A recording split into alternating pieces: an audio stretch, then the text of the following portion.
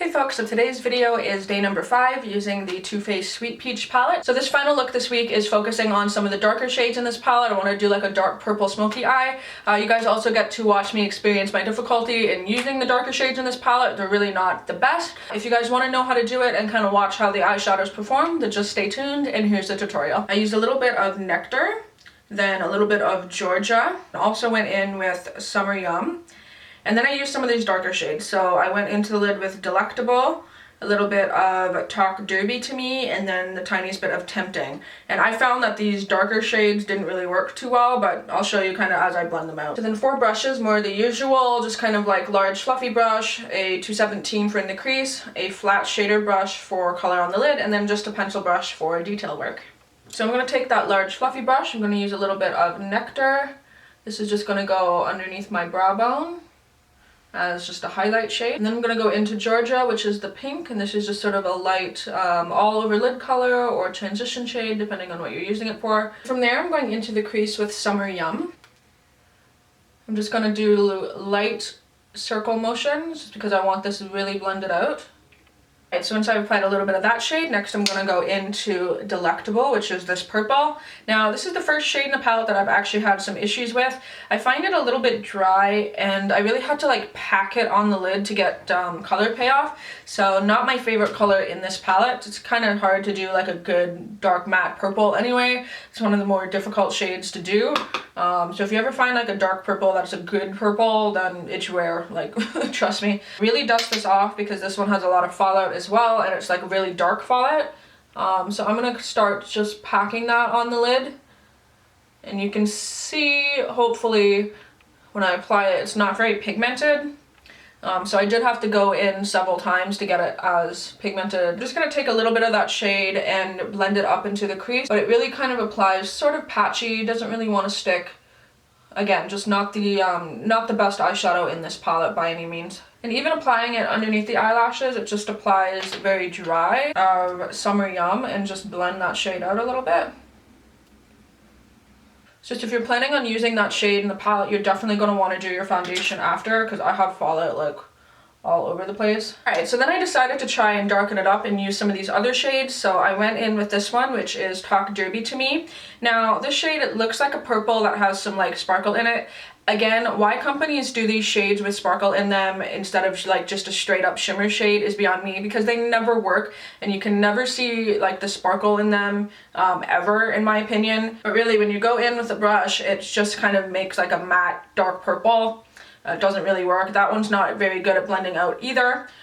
This color here, which is Tempting, is basically like a shiny sort of black. That's okay, but again, not the best color in this palette. These 3 shades right here, not the best performing, but all the other shades, including this one up here, all perform really well. If they would have included like a dark matte purple instead of this shade, it would have been better, because you already have that dark black, which, I mean, on the eye, both of those pretty much look the same. And so I'm just taking a little bit of that shade on the brush, and that's just gonna go right on the outer corner.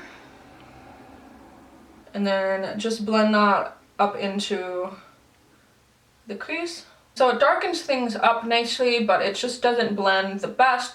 I don't know if it's really that eyeshadow that I'm applying or the fact that the Delectable shade just isn't well performing, but overall, it kind of just makes things a little patchy. It's a little difficult to blend. It could be one of those 2 reasons, but so yeah, I don't know how well you can see, but that's definitely looking like really patchy. And I do have to wear this out today. So I'm like, shit. Oh well. Alright, so I've tried to blend that out. Like, can you see this right now? Like, this is all kind of patchy, all up in here. This dark shade isn't blending out, so yeah. Not a fan of that. Taking a little bit of Summer Yum, which is a good eyeshadow in this palette, and I'm just gonna kind of like try to layer that on top of this, just to help, I don't know, try to blend it all out.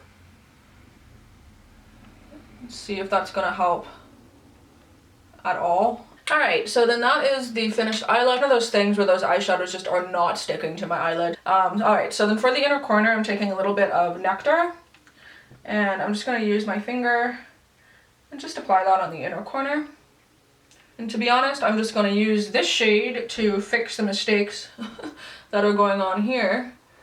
And I'm just going to sort of blend that shimmery shade into the inner corner.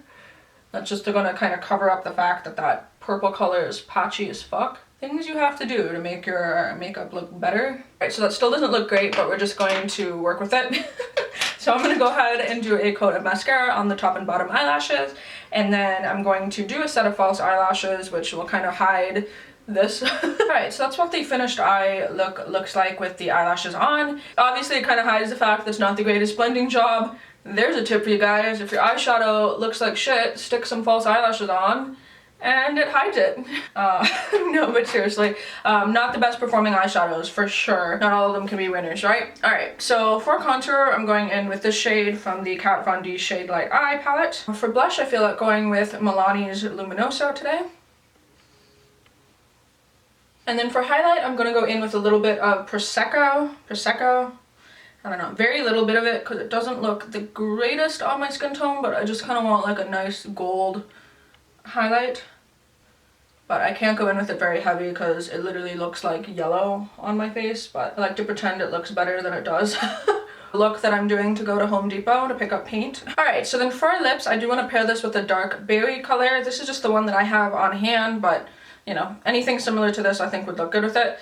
This is the MAC Retro Matte Liquid Lip Color in Oh Lady.